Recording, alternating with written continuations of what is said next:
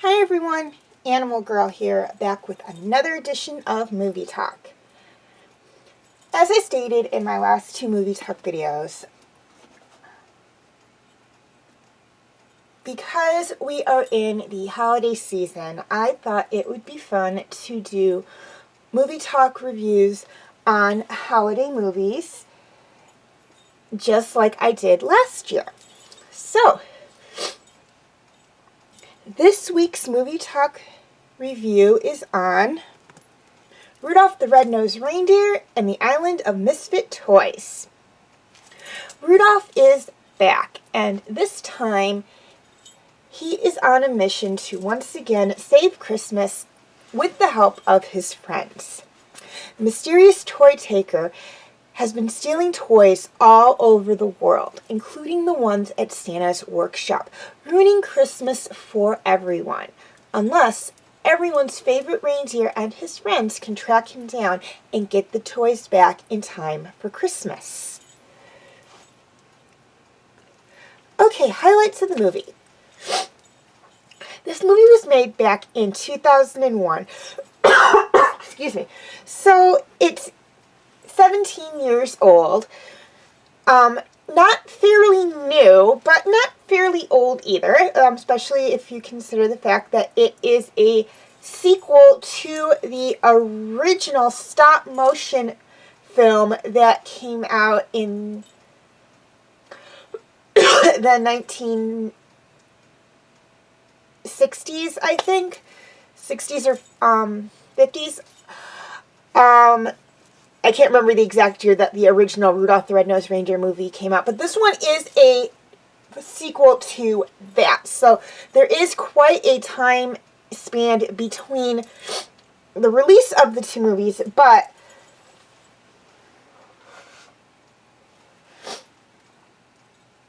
in comparison to the time span between the two movies within the movie, it's only a few years. Some subtle differences between the two. The first one was stop-motion animation. So the characters were really, particularly the reindeer and the woodland critters and Bumble and some of the toys were really fuzzy looking and whatnot. This one was computer animated, so there was more of a sleekness to all the characters. They weren't as fuzzy looking, or particularly the animals and the toys. But other than that, it was very similar, same characters. Some new characters were added in as well. Obviously the voice cast changed, but other than that, same characters with some new characters thrown in. Same location, and it does follow the events of the original Rudolph movie. Now this is a holiday film, obviously. It's Rudolph the Red-Nosed Reindeer. What else was it going to be but a holiday film? And it tells the story of Rudolph following that famous Christmas Eve flight, and as I stated before, it does take place several years after the first movie. They don't actually specify how many years within the movie. I thought it was the following Christmas. I was wrong. It is actually a couple of years, probably 2 or 3 years following that first movie. Within the movie, obviously. Okay, things I loved about this movie. First off, I loved the story.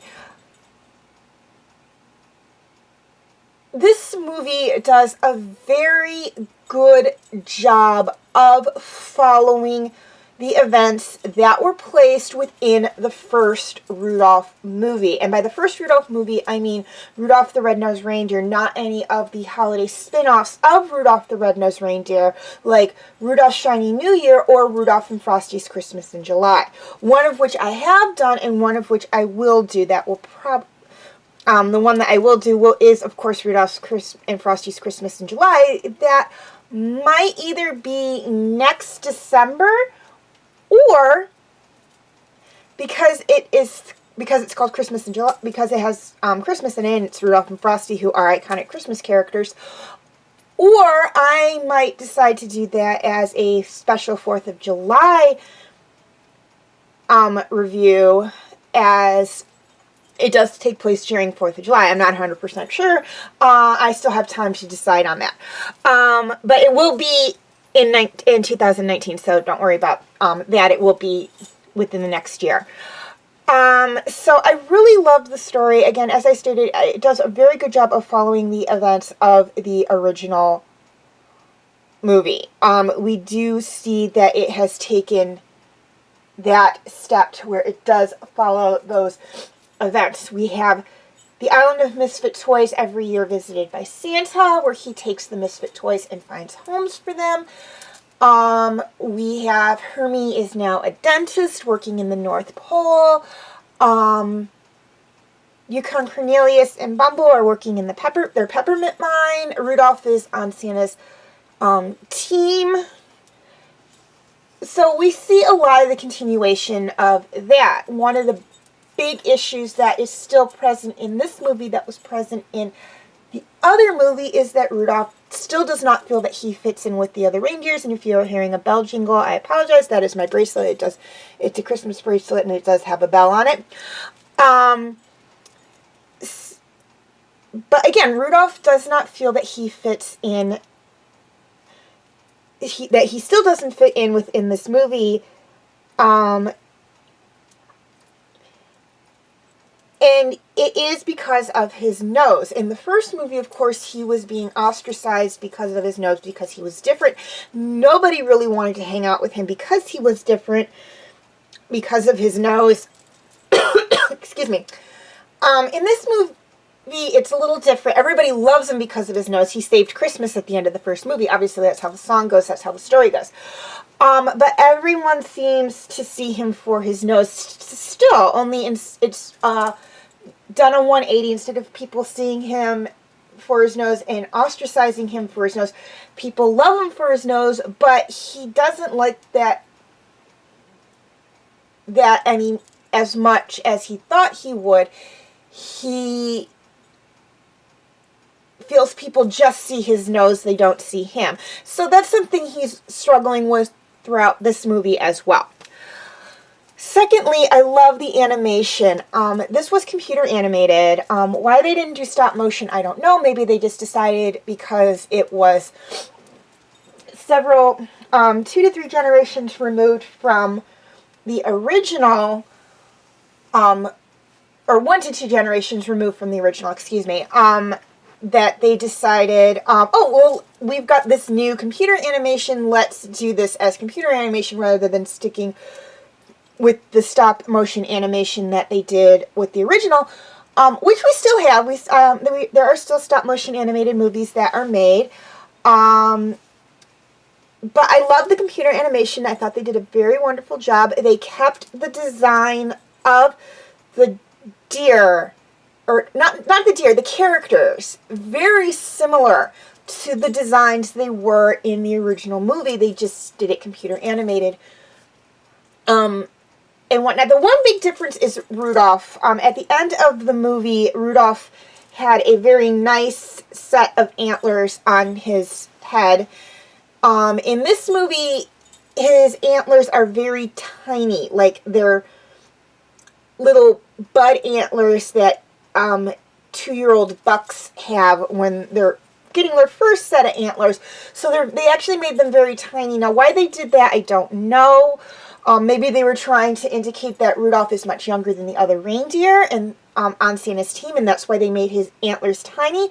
Maybe they wanted Rudolph to stand out a little more than just with his nose. I don't know the thought process behind it. I just know that that was the one inconsistency I did notice, were Rudolph's antlers. Other than that, everything else was just perfect, spot on, just like the original animation.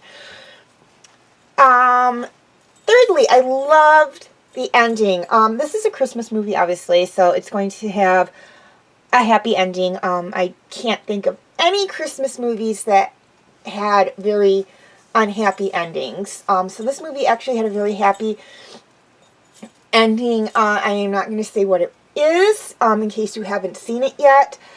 But it is a very cute and wonderful little ending. lastly, I loved the characters. Many of the characters in this movie were from the original movie. We have Rudolph, obviously, Hermie, Yukon Cornelius, Bumble, Clarice, King Moonracer's in the movie very briefly. Charlie in the Box, who was one of the original Misfit toys from the first movie, is in the movie very briefly. Bumble's in the movie. Santa is in the movie, obviously. Mrs. Claus is in the movie. And Coach Comet is in the movie, obviously. And I'm trying to think who else. Oh, the Elf Foreman is in this movie as well. So 12 of the original cast members are back in this movie. And then we have some new characters that are added into the movie as well. Queen Camilla of Castaway Cove, which is where toys that are broken and old and faded and otherwise just cast away go to be rejuvenated. Basically a spa for toys. And she's kind of in the same boat King Moonracer was in the first movie, where he would take in the Misfit toys that are toys that no kids wanted because they weren't perfect toys, and he would bring them to the island of Misfit toys to live until they could find a home for them. But it was very, very hard for him to find a home for them until Santa started stopping by every Christmas Eve and taking the Misfit toys on the island to new homes. Camilla's kind of in the same boat. After she rejuvenates these old toys, she has no way of finding new homes for them. So, of course, Rudolph and Hermie have offered to make the same arrangement between her and Santa as they did with Santa and King Moonracer. So she's one of the new characters. Another new character within this movie that's briefly seen, like two scenes in this movie, but I still want to mention it, is the Tooth Fairy. So yeah, they bring in a non-holiday icon, but who is still a very cherished childhood icon into this movie. And the other new character in this movie is the Toy Taker, who is the villain of this movie. Oh, and excuse me, I forgot one other character. Replacing Sam the Snowman as the narrator of this movie is another snowman by the name of Scoop T Snowman. So we've got like 4 new characters in this movie, 3 of which are actually characters we see throughout a good chunk of the movie. Actually 2 we see throughout the good chunk of the movie. 2 only have a few scenes, although one of the 2 that only have a few scenes does have a song. But again, these were all wonderful characters in their own special little way. And I just loved all of them. I loved the new characters. I loved the old characters. All in all, this was just a wonderful, wonderful movie. A wonderful addition to anyone's Christmas collection. A wonderful follow-up to a cherished childhood Christmas movie. So just all in all, just a wonderful movie.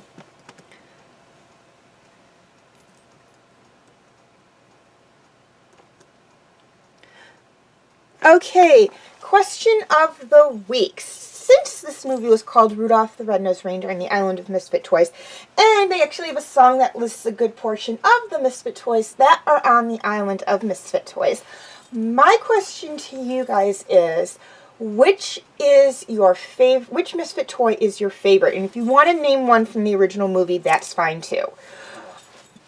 Please leave your answers in the comment section. Also, feel free to leave your comments and questions in the comment section. I do love to read those.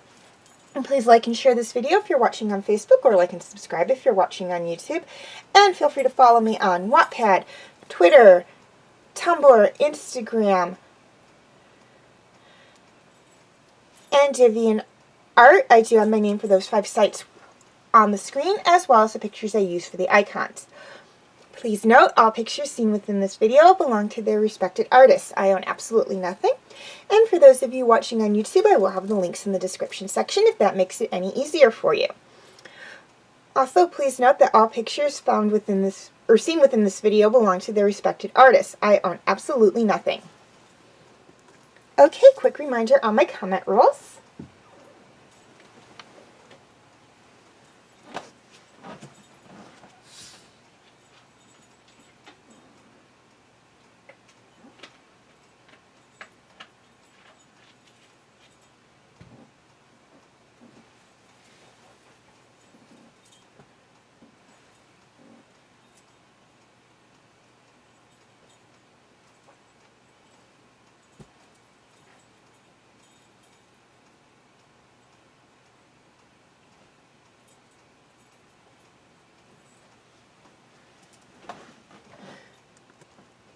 feel free to check out my related videos.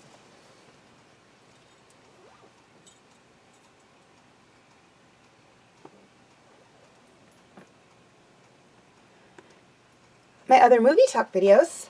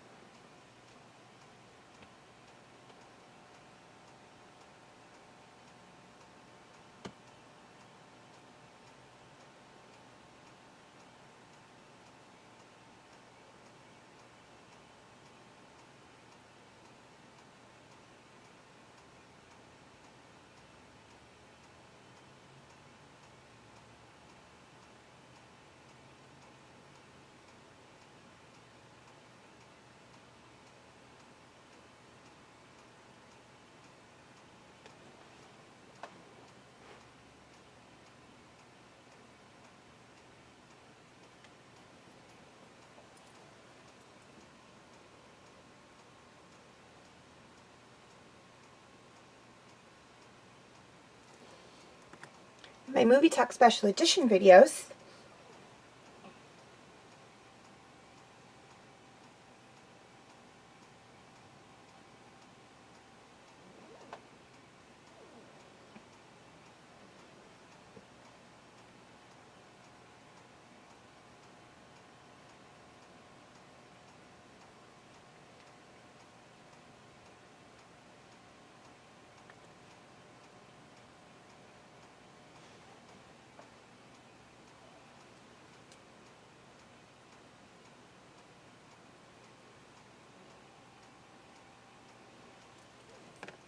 And my other videos.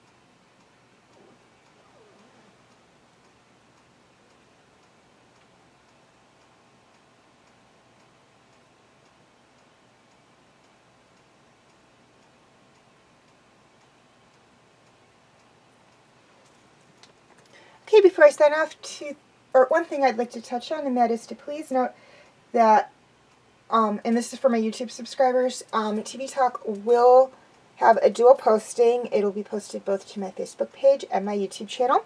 If you'd like to check out any of the backlogged TV Talk videos that are not on YouTube, you can feel free to check them out on my Facebook page. I will have the link in the description section. And just to make it a little easier on you guys, here is a list of all the TV shows I've either done TV Talk videos on or I'm currently doing TV Talk videos on.